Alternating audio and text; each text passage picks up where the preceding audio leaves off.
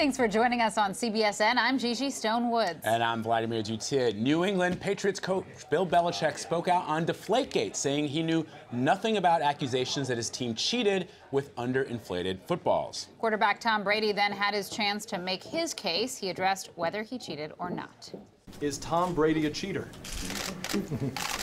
I don't believe so. I mean, I feel like I've always played within the rules. I would never do anything to break the rules. I believe in fair play, and I respect the league and everything that they're doing to try to create a very competitive playing field for all the NFL teams. It's a very competitive league. Every team is trying to do the best they can to win every week. I believe in fair play, and I always believe in that for as long as I'm playing. Tom, what do you say to the skeptics who say, look, the Patriots have had violations before. How can we possibly believe what Brady and the coach are saying now? Well, everybody has, an opinion. I think everybody has, the right to believe whatever they want. I don't ever cast judgment on someone's belief system, and I don't, if that's what they feel like they want to do, then, I don't have a problem with it. I think part of being in this position and putting yourself under a spot like this and being open for criticism, I think that's very much a part of being a professional athlete. So, we can only express to you what our side is and how we approach it, and then everyone is going to make their own. As a follow-up, are you comfortable within yourself that nobody on Sunday on the Patriots side did anything wrong? I have no knowledge of anything. I have no knowledge of any wrongdoing of any. Nobody did anything wrong? Yeah, I'm very comfortable saying that. I'm very comfortable saying that nobody did it. As far as I know, I don't know everything. I also understand that I, was in a locker room preparing for a game for 5 hours. I don't know what happened over the course of the process with the footballs. I was preparing for my own job and doing what I needed to do. So clearly, Tom Brady sort of under the gun there by reporters, but what I thought was fascinating during this press conference was watching my Twitter feed explode, especially because of the way... Public reaction? Well, especially of the way that Tom Brady was talking about footballs, but using the term balls. And Jimmy Kimmel's Twitter feed was absolutely hilarious. He, tweeting, "It's a shame that we're talking about a football instead of talking about a football." Tom Brady. Kimmel saying, "Tom, I think what you're trying to say is if we don't believe you, but we still like you and think you're handsome." And there were multiple. I even tweeted something, just basically saying what Tom Brady said. Quote, "I'm not squeezing the balls." And then later on, he said, "They know how I like it." So, pretty funny. Go there. Yeah. And CBSSports.com senior NFL writer Will Brinson joined us earlier to break down the Brady and Belichick pressers. Take a listen. So, Will, what do you make of all this?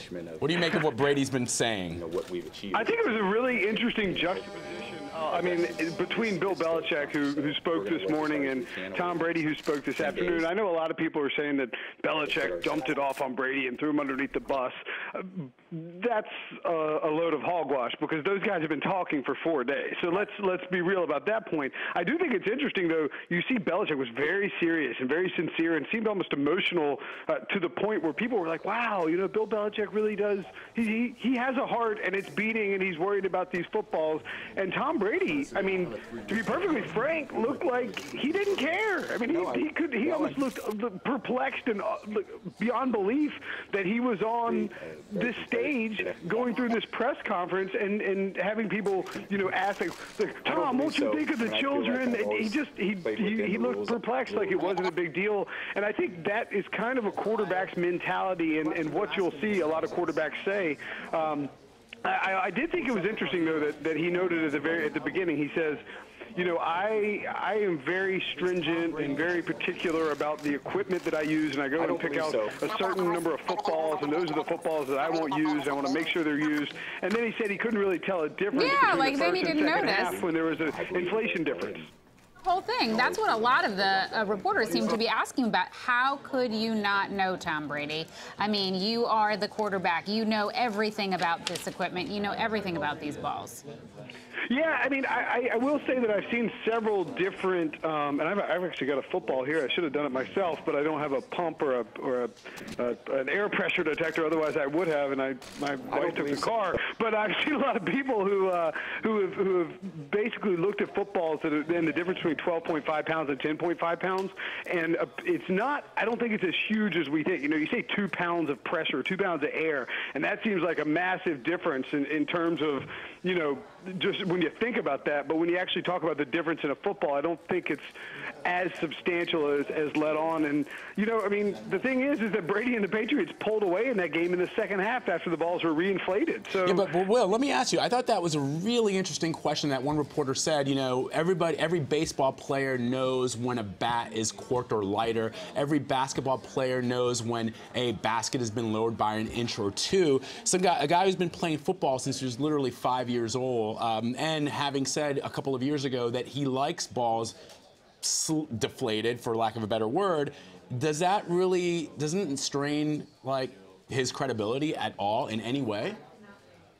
I think it does only. I think there's a huge difference in terms of when you talk about a baseball bat and the weight of a baseball bat and the length of a baseball bat versus the actual weight of a football. I mean, you know, if you're talking about a 36-inch bat versus a 33-inch bat, you know, or a 34-inch bat, that's a massive, massive, massive difference. I mean, you're talking about, you know, what Walt Weiss is using versus what Barry Bonds is using, maybe not completely scaled correctly. And there's a big difference because the footballs are so regulation.